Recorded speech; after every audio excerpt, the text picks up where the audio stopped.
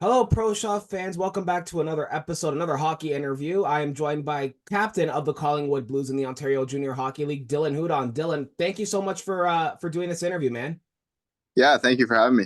So before we get into this current playoff run for the Blues, last season's Buckland Cup and National Championship run, just let's start off with something personal to you, and that is what made you want to become a hockey player?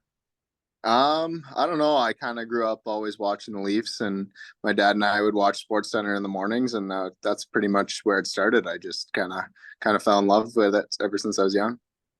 So were there any players that you grew up watching that helped you also fall in love with the game?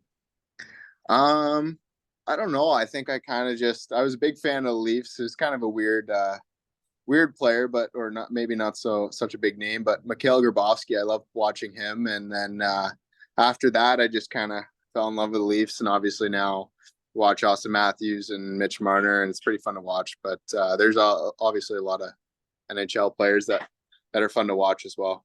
Absolutely. Yeah, I was a big fan of Mikhail Grabowski growing up around that era with Nikolai Kulemin and Phil Kessel and them. So a Yeah, great era yeah, for Leafs hockey too. That at that time, not the results that we wanted, but yeah.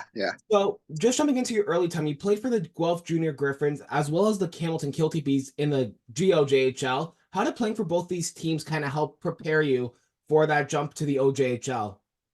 Yeah, for sure. I mean, Guelph was obviously where I played all my minor hockey growing up, and played with all my friends. And the midget program there with my coach Andy and coach Sean, they really helped me. And a lot of the guys, actually, there's three, four guys from that team on the Blues here this year. So yeah, they really helped us with getting to the right pace of junior, especially in midget. And yeah, I owe a lot to them for sure. So I want to jump ahead to last season. We're going to get into you being named the captain this year of the Blues, but last season you were named the alternate captain of the Blues. What did it mean to you to get a letter on your jersey? It means a lot, obviously, to be recognized as one of the leaders for sure. On this team, it's pretty easy wearing a letter. There's a lot of leaders. There's a lot of guys who deserve one if they don't have one. I mean, it's really a full team effort when it comes to leadership on this team. Absolutely. And jumping ahead to that season, why don't you just walk us through that season? Because it was a pretty impressive season for you guys, obviously finishing with 84 points, atop of the standings going into the playoffs. What did that look like for you guys? Yeah, well, we were a really old team. We had a lot of guys who'd been around junior for a couple of years and had a lot of games under their belt, and it was pretty.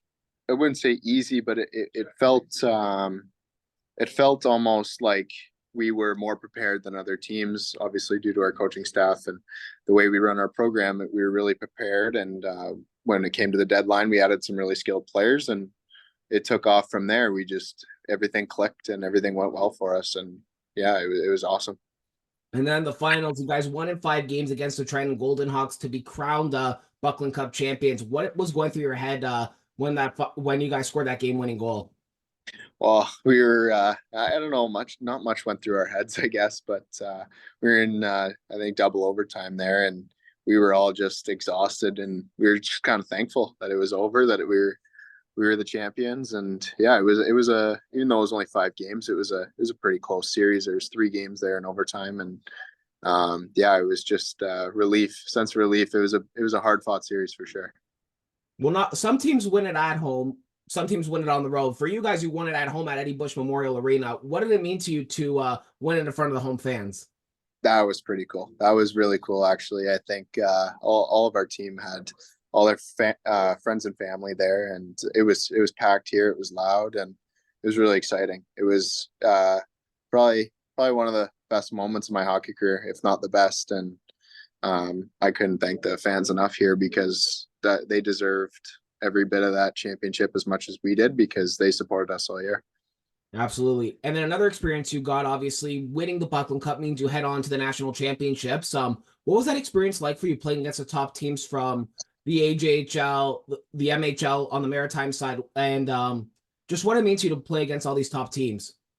Yeah, it's pretty cool. Obviously, you always grow up wanting to be the best and want to play against the best, and obviously we got there, and it was awesome. Like games were competitive. They're fast.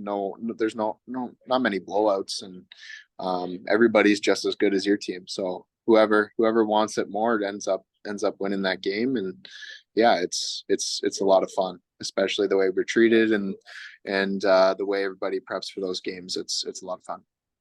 So jumping into this season, I want to start off with, like I mentioned before previously, you were named the alternate captain last season for the Blues. This season, you got the C on your jersey. What did it mean to you to be given not just a letter again, but also a bigger letter, considering you are now the captain of the Blues? Yeah, I mean, it's obviously a great honor, and I've felt like I've worked pretty hard for this, and I feel like I've been a leader the last 3 years on the team. So with that, it comes with a lot of responsibility, but I felt like I was ready for it. I had a pretty good captain before me in Cam Garvey, and yeah, but now it's easy. It's all the guys are bought in, and everybody makes it easy for me because there's so many leaders on this team. There's a lot of guys who were on this team last year who also won a championship who could also wear this letter. So yeah, it's a great honor. Absolutely. So I want to focus on you now, obviously from the break from the national championship and also ahead of this past OJHL season. What was sort of the focus for you heading into this past season? Any focus that you had, like mentally or physically? Like, what do you want to improve on? Well, I just wanted to be more consistent. I think at times last year I could take over a game and be really dominant, and then other times I think there was games where I was a little off or I wasn't as dominant, and I think that was my main focus issue, just being more consistent, being the leader on this team, and trying to take that role and run with it. Basically, I just yeah, wanted to be the best player I could be for this team. Absolutely. And just jumping ahead, I want to bring up last season, but also tie it into this season. You guys finished last season 44 wins, 9 losses, 0-1 for 89 points. This season, a big, massive improvement for you guys. You had 49 wins, 6 losses. You went 0-1 for 99 points, almost getting 100. What was the key behind these two past Blue seasons that made them so successful? Well, I think just a full team effort. We rely on all 4 lines and all 60 when we're in the lineup, and obviously our goalie, who's I would say the best in Canada. And yeah, it's just yeah, everybody buys in, everybody plays their role, and if somebody goes down or somebody needs to step up, somebody always steps up, and that's a big part of this team. We're always prepared and we're always ready to go. Absolutely. Just jumping back to where you said Noah Pack, best goalie in Canada. I personally agree with that as well. And also, I interviewed your coach, Andrew Campoli, who said the same thing, best goalie in Canada. And it clearly shows he won top goaltender this season for the OJHL just recently. So, actually, what does that mean to you? Thoughts on the way he's been playing this past season and currently in the playoffs? Yeah, I mean, unbelievable. I mean, every time we need a save, he's going to make that save, and we have that trust in him.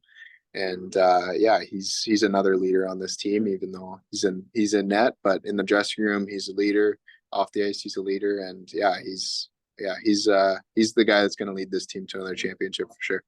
And when you mentioned Noah Pack as the best, this is also another thing I want to tie in. You guys were ranked #1, the best team in not just Ontario, but in all of the CJHL. What did that mean to you as the captain of the Blues to see that you guys were ranked #1 as possibly one of the most strongest teams in the CJHL?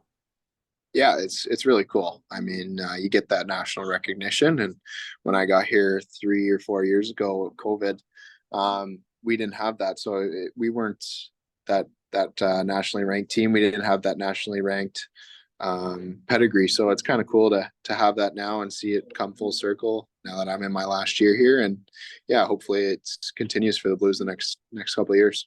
And we'll get into where you're going after this. Obviously, you committed to the Guelph Griffins and the OUA. We'll get into that in just a bit.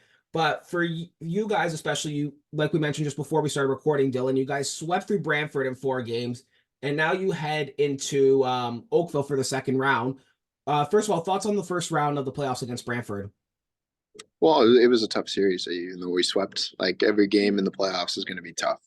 I mean, our first game we didn't play the way we wanted to, and then after that we kind of regrouped as a team and came out firing for the next 3, and we felt ready to go. And yeah, it was pretty much it. We feel ready to go for the second round, and everybody's confident. Absolutely. And just with everything that you just said, what's sort of the message and the focus heading into now this second round against the Oakville Blades, who by far possibly could be a potential dark horse in this OJHL playoffs and probably a very strong team as well, despite where they Yeah, finished? yeah, for sure. They're obviously a good team. They beat us twice this year, and we split that season series. And they got a great goalie, and they work hard. They're gonna finish their checks, and they're gonna play hard. So we just have to match that. We got to be prepared every time the puck drops, and yeah, that's the exciting part. It makes it fun in the playoffs when you got a good opponent. So if you win, it makes it makes you feel that much better. So Absolutely. And now just going back to you, you committed to the Guelph Griffins in the OUA. What was sort of for you the choice to choose Guelph as not just a place to continue your hockey career, but also forward your academics as well? yeah, I mean it's obviously a great school.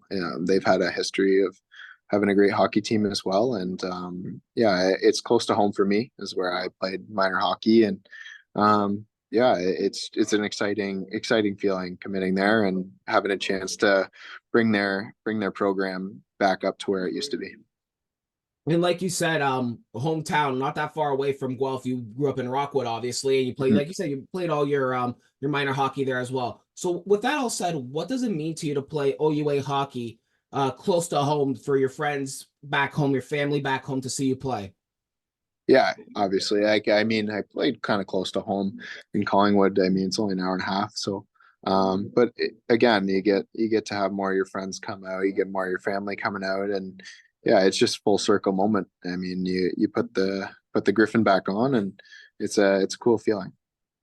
And my last question, Dylan, before I let you go, is what are some pieces of advice you can give to younger kids who want to follow in your footsteps and play junior A hockey? Just keep working. There's a lot of guys who maybe don't play AAA right away or play AAA in midget or minor midget or whatnot, or don't get drafted. And there's a lot of kids in this league who didn't get drafted and ended up being the best players in this league or ended up getting Division 1. So you just gotta, if you love the game, you just keep playing and keep working hard, and you're gonna get to where you want to go. You just gotta take a little more time. That's all. Absolutely. Well, Dylan, I want to say thank you so much for joining me for this interview. I really appreciate you taking the time out of your day to do this interview, and good luck in the second round against Oakville. Awesome. Thank you very much. Guys, Dylan Hudon, captain of the Collingwood Blues. I'm Cameron Capobianco. We'll catch you guys next time.